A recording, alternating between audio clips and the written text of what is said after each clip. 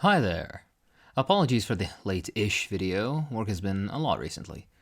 Today I'll be looking at another video from our favorite Bolivian coup-denying liberal, David Pakman. I again reiterate that I don't know much about this guy aside from the 2 videos I've seen from him, but quite a few of you have sent this video my way, so I thought why not. Now this is less a rebuttal and more a commentary on what he's trying to do, basically how not to defend the idea of socialism. To get the actually educational part of the video out of the way first, he doesn't define socialism correctly, by repeatedly expanding the definition to meaninglessness.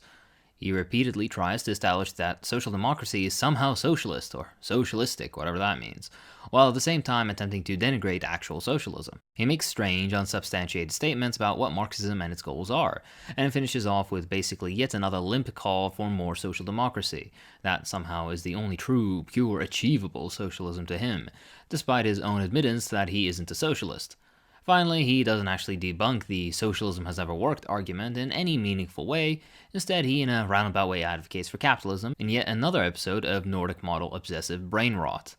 If you want an actually decent attempt at answering the socialism has always failed nonsense, take a look at my video titled Ex-Socialist Country Has Failed is a Stupid Argument. Now, the correct way to go about discussing and engaging with our heritage is as such. Number 1, actually investigate what socialism means and see if the definition fits.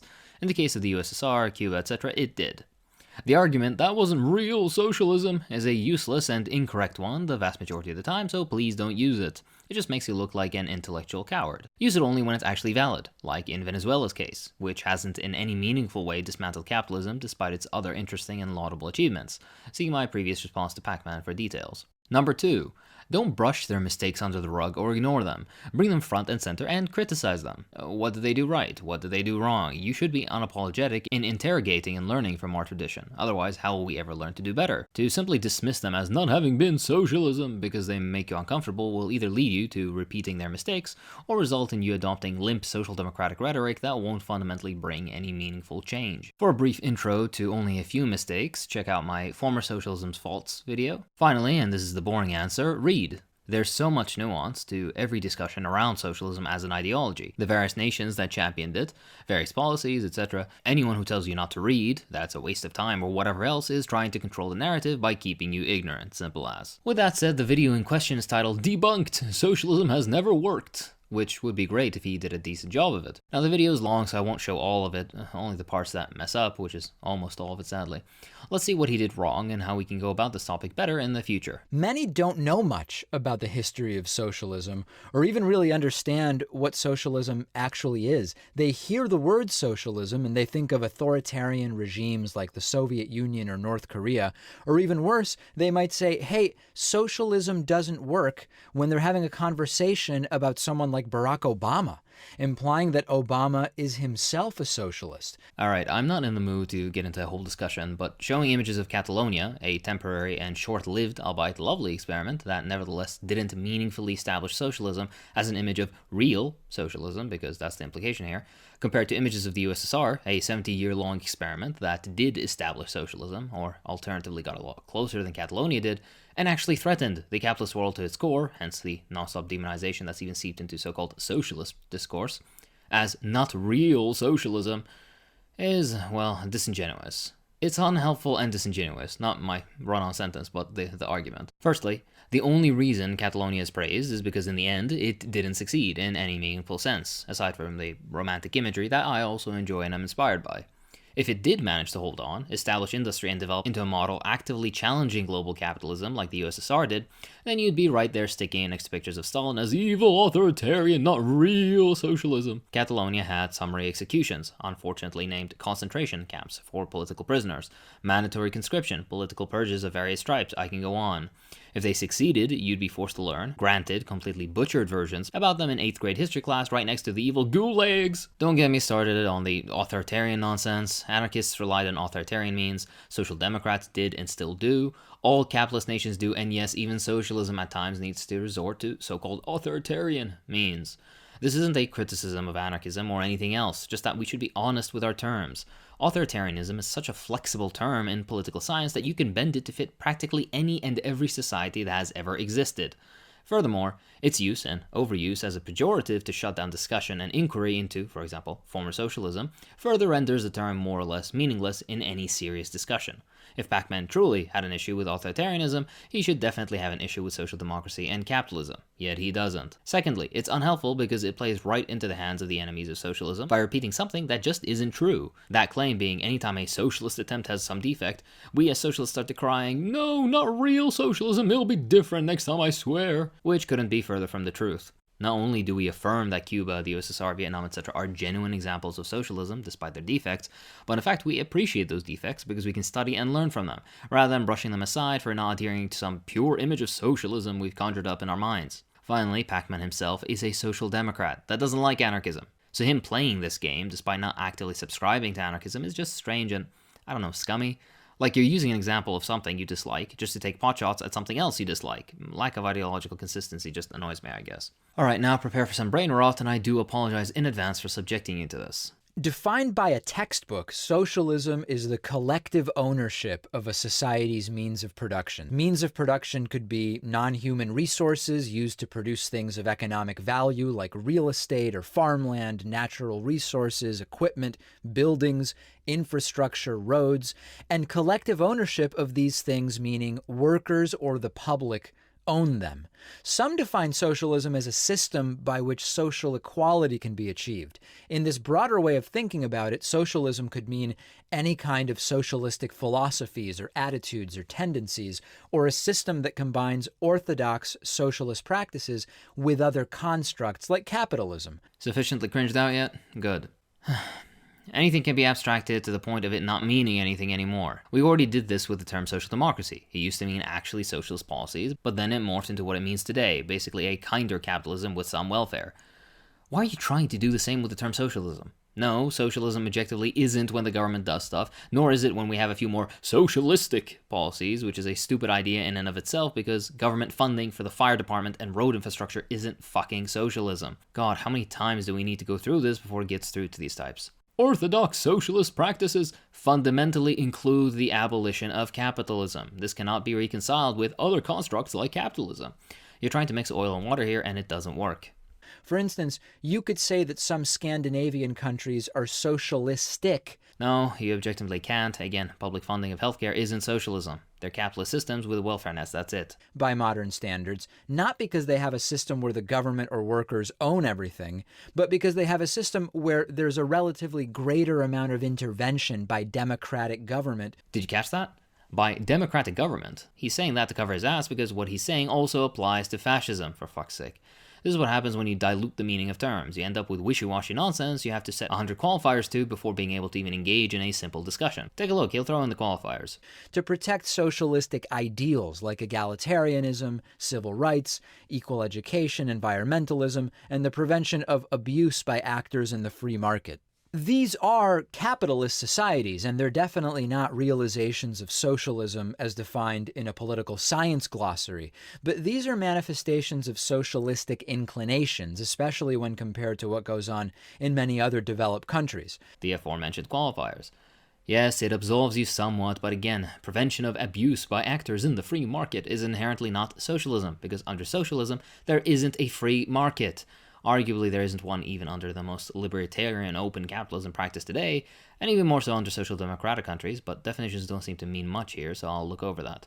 Side note, I had to listen to this part several times because I couldn't get over my disgust of seeing a cop and some person draped in an LGBT flag doing a fucking chicken dance or whatever that was. Pain. Really encapsulates the liberal view that Pakman holds. See, funny cop do dance with the gays. We don't need socialism. Consume. Let's ignore the systemic injustices against minorities under social democracies, be it the Sami people or migrants from war-torn countries. It's just silly. Egalitarianism, civil rights, equal education, environmentalism are all well and good, but aren't what defines socialism.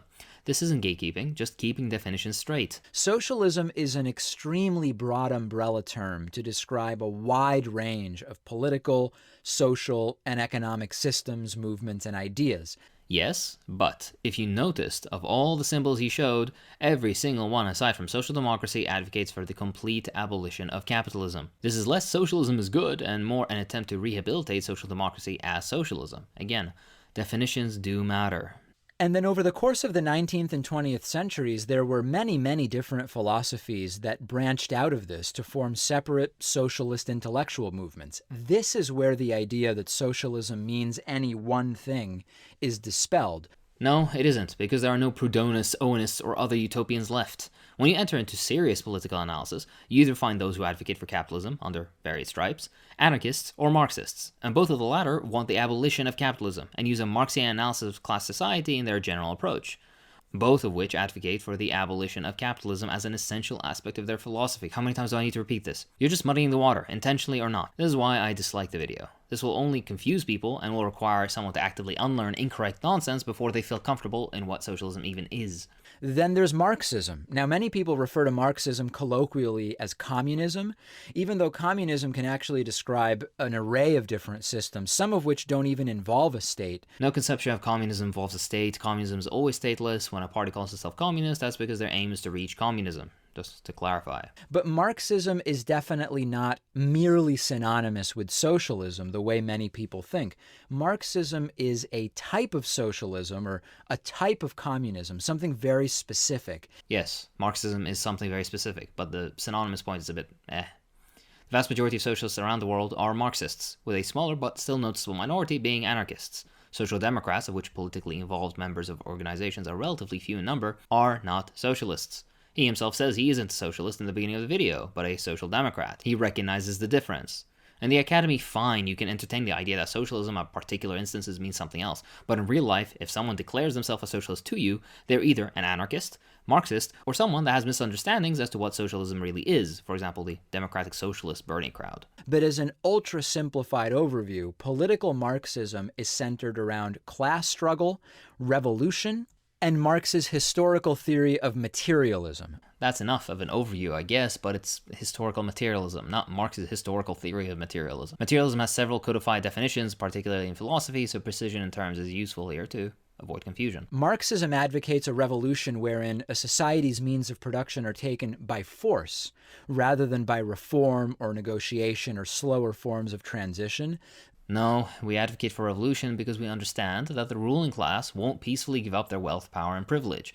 No Marxist wants violence. It's just that violence is imposed on us every single day under capitalism, and even the meekest attempts to fighting back are ruthlessly crushed. We'd love to just waltz in peacefully and begin the construction of socialism, but the very nature of capitalism prevents that. To paraphrase Castro, we exhausted every single peaceful avenue before choosing armed conflict. Also, slow transition has never worked. Ever. Not one single time. In fact, the exact opposite happens. Social Democrats that started along the slow transition line are now almost all, in fact all, cheerleaders of neoliberalism. The means of production will then be controlled by a proletarian state, which in theory will lead to an egalitarian, stateless society that governs itself without coercive institutions. Not exactly. No socialist has said dictatorship of the proletariat equals communism. Communism can only be established globally. You can't have an island of stateless, mindless, classless communism and an ocean of capitalism still nipping at its heels. There's a clear theory of transition under socialism that would have taken like 3 seconds to add, but you chose not to, further increasing the confusion. Probably because he's unaware of it. Also, where does he get this coercive institution nonsense from? Again, unaccountable, coercive institutions exist and are quite brutal even in his beloved social democracies, so if you dislike their existence, you should notice the hypocrisy. Secondly, you're telling me the USSR, besieged on all sides, in the middle of a civil war, and invaded by over a dozen other countries, had to resort to coercive institutions? Color me surprised. I swear, social democrats clutch at their pearls when looking at actual attempts at socialism, but gladly look past the horrific exploitation social democracies take part in every single day. Immigrant labor, offshore tax havens for the wealthiest, the abuse of cheap third world labor, unequal exchange, the contribution to American military aggression against poor global south countries, on and on. Really important point here. This is not what the Soviet Union or its, quote, communist successors achieved or were working toward, despite their pretenses. Bolshevism, Maoism, and the like are inherently right-wing, totalitarian perversions of Marxism. There you go. Yep, that's the single stupidest thing I've heard all week. By the way, I'd love to get this guy in a room and ask him what he thinks Bolshevism, Maoism, and whatever else is. I can guarantee you he wouldn't have the faintest idea. Firstly, he somehow can read into the minds of millions of Soviet communists because he confidently states that they weren't working towards an egalitarian society, despite the fact that socialist societies have been far more egalitarian than your beloved social democracies built on the blood of third world bodies. Secondly, right-wing totalitarian perversions of Marxism.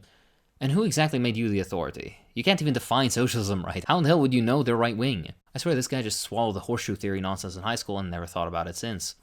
If Marxism-Leninism is right-wing, and fascism is right-wing, so what is left over that can be considered to be left-wing? Centrism? Jesus Christ. Totalitarian is a buzzword with no actual meaning, so shove that. Literally an ideological term invented to equate Marxism and fascism. The perversion part is arguing from ignorance. He doesn't know the first thing about Marxism, as he's clearly shown. What that leaves you with is Bolshevism and Maoism are Marxism, of which I'd agree, despite the fact that Bolshevism isn't an ideology, much in the same vein Stalinism, Castroism, and whatever else equally aren't real ideologies. Now, onto the images. Why is Pol Pot there? No Marxist upholds him or the actions of the Khmer Rouge. Pol Pot was a Philistine when it comes to socialism, somehow knowing less than our buddy Pakman about it, and need I remind you, was supported by the CIA. Neat tidbit, his nonsense was brought down by Soviet-backed socialist Vietnam, so yeah. These types really are indistinguishable from Cold War anti-communists, aren't they? In direct contrast to Marxism and other forms of state socialism is libertarian socialism. Fucking... Insert the video of the guy going, ah, ah. Aye. Alright, I made a video on this titled Libertarian Socialism with Authoritarian Characteristics that you can check out here. Where there's an emphasis on having a state that is either small and decentralized or completely non-existent.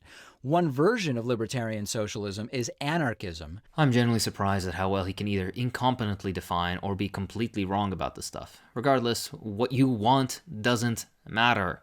Marxist-Leninists, too, want a state that is small and decentralized. Thing is, that's a quick one-way ticket to being overthrown, invaded, sabotaged, and crushed by hostile capitalist forces all around you. Former socialisms developed strong centralized states with internal security apparatuses because they were forced to, not because they simply got up one day and did it. Fascist violence, vindictive former landlords and capitalists who see themselves as having been wronged, sabotage sponsored by capitalist powers, all of these things need to be suppressed, and fluffy language does little more than show you haven't thought longer than 2 seconds about this.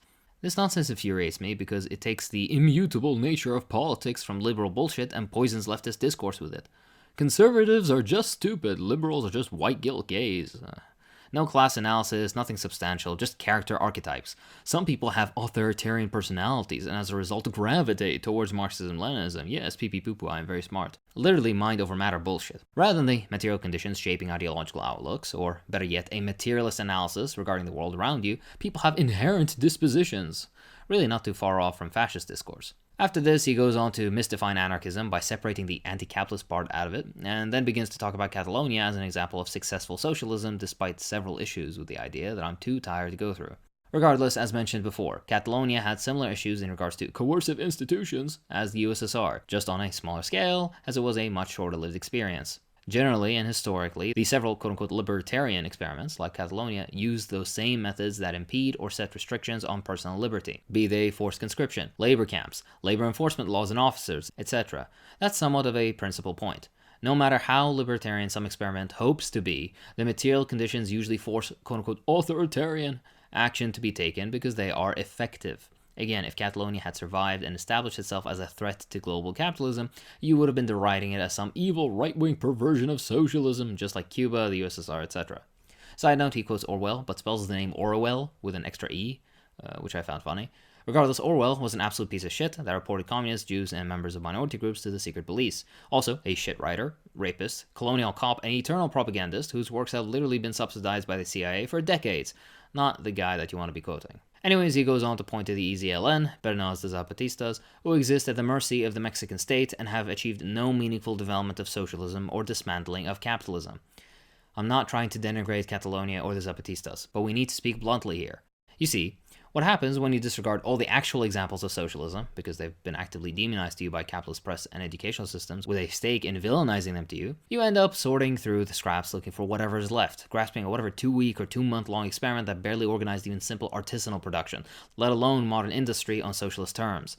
Having a cooperative chicken farm is one thing, organizing systemic nationwide vaccination for 40 million children is another. Cute horizontal organization in a village commune is one thing. Strict military discipline and a modern, transnational, centralized and planned economy defeating the Nazis is another. Again, this is not meant to insult those other examples. I do accept them as valid attempts, and I'm humbled by the fact that they still nonetheless attempted to achieve something. But rejecting all major socialist examples only ends you up with experiments that were immediately crushed from the outside because they know if you attempt in their example, the same thing that happened to them will happen to you. All of this, by the way, is in reply to a social democrat that doesn't agree with either option, be it ML or anarchist, in the first place. All the rest of the video is circle jerking over Nordic model countries, just don't look at where they export weapons to, thinking small-scale cooperative agriculture in some pre-feudal society is socialism, or socialistic, a term that means fuck all, or is a repeat of his other mistakes that I've covered already in another video titled David Pakman is Liberal Propaganda, which you can watch here. To say I'm disappointed would be an understatement. Honestly, it's easier to deal with outright anti-communists because at least there's some honesty in their idiocy, unlike Pakman and his Schrodinger's socialism. Now, if you'll excuse me, I'll go and drink some wateristic, nondescript Newtonian fluid that I promise you is real water, unlike the right-wing perversion that comes out of your taps.